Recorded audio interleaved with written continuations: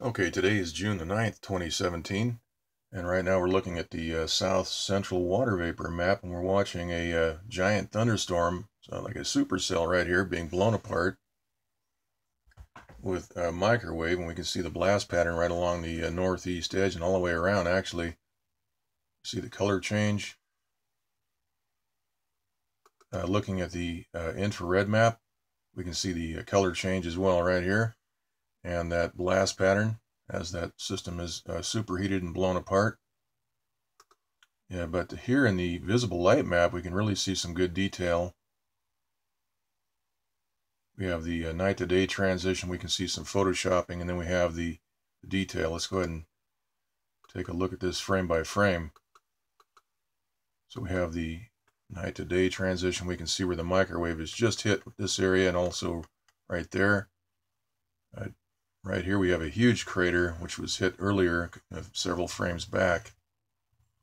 Right here, and as this progresses, we can see the next frame we have a much larger crater here and right here and over here. We'll just rock this back and forth, and we see what happens after the transmitter targets the storm.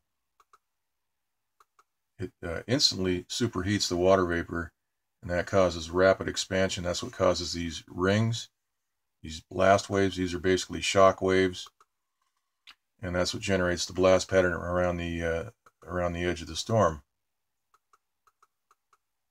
Right here again, they hit that just towards the end of the loop. Right here. See that crater expanding.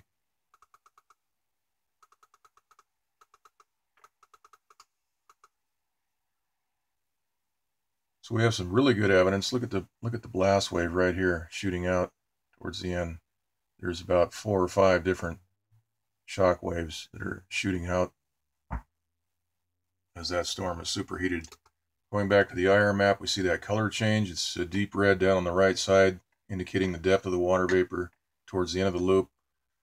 We're down near almost into the yellow, the light red.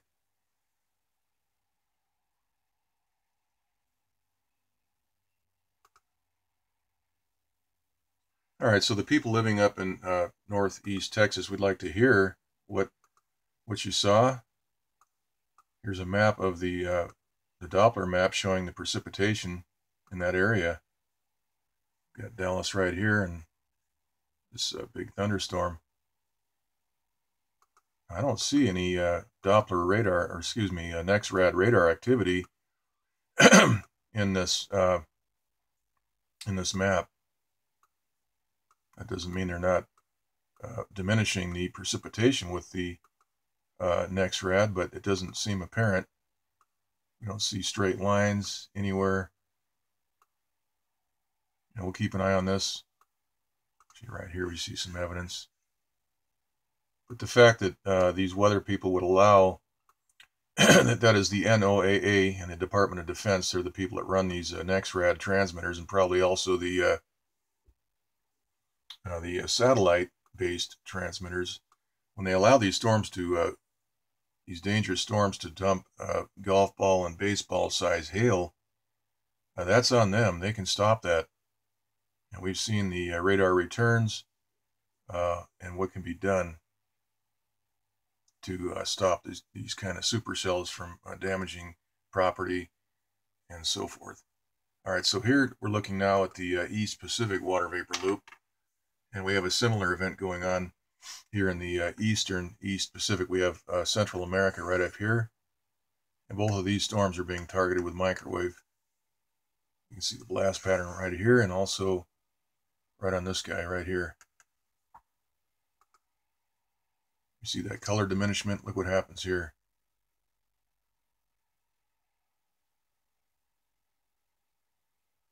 And we have the visible light map. We can see a lot of indents, a lot of pock marks where these transmitters are targeting those storms.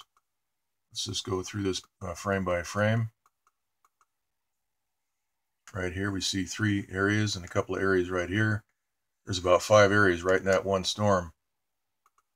And then right here we have, in this area, we've got marks all through here.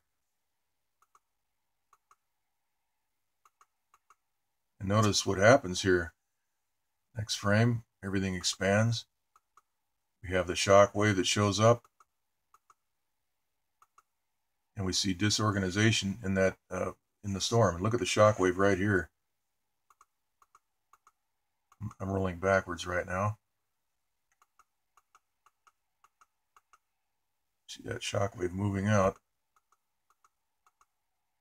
And then we see the hole opening up right here. Okay, so the loop returns. Let's go ahead and you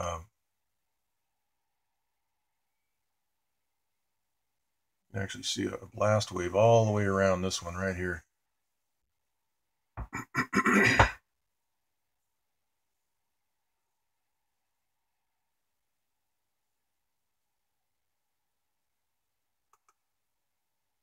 Whoops. Okay, so going back to the infrared, once again, we see all that color change.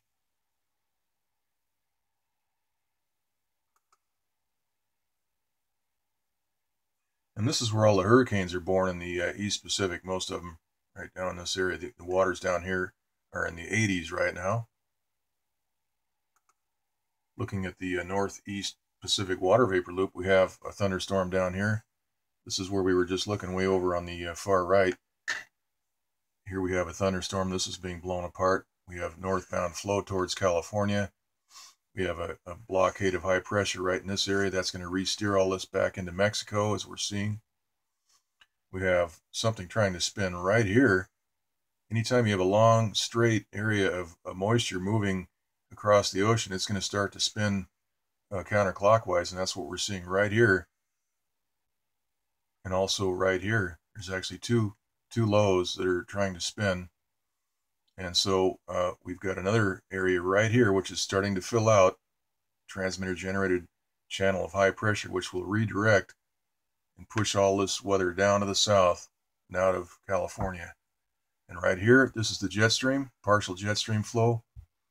We can see an area of moisture moving in right into central California. So you guys up there are going to see some heavy chemtrailing probably today. So far this morning, here where we are in the foothills, I don't see anything right overhead. That doesn't mean they're not there. We'll do another report later or put a text up on the site. Meanwhile, out here near Hawaii, we have this upper level low, which is still parked in place. We've got a system up here spinning. It's probably a gale. Okay, so that's pretty much the report. There's not a whole lot else to talk about. We should have had rain yesterday. That was stopped. See some moisture here moving up towards Southern California. All right, well, that's it. We'll do another update later.